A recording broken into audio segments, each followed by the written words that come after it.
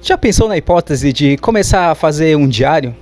Manter um registro das experiências espirituais, das bênçãos recebidas e dos desafios superados?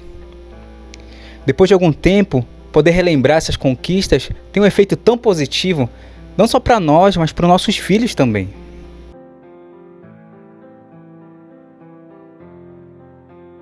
Quem nunca se emocionou com os discursos maravilhosos do presidente Monson? Cheio de histórias da sua infância, da juventude.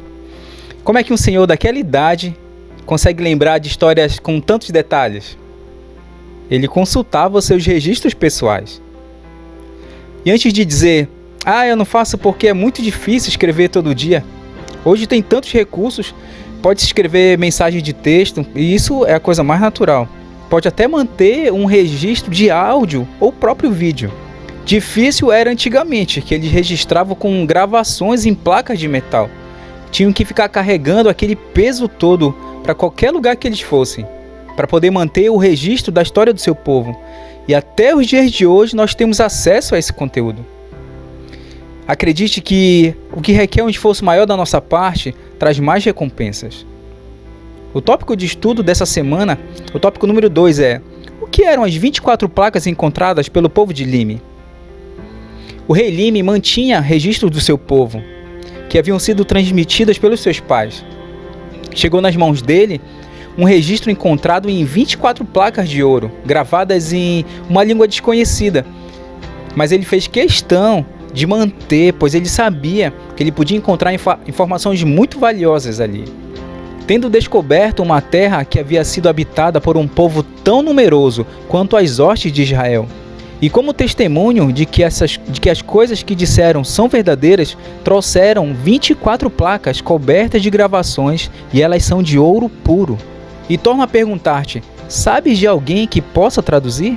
Porque desejo que estes registros sejam traduzidos para a nossa língua, pois talvez nos possam dar informações sobre os remanescentes do povo que foi destruído, do qual vieram estes registros. Ou talvez nos dê informações sobre o próprio povo que foi destruído, e desejo saber a causa da sua destruição.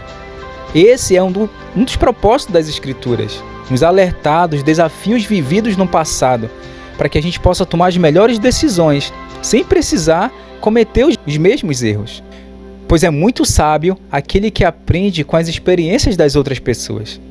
Amon explicou que o rei Mosias conseguia interpretar os registros, pois o Senhor já havia preparado uma maneira de que os profetas usavam.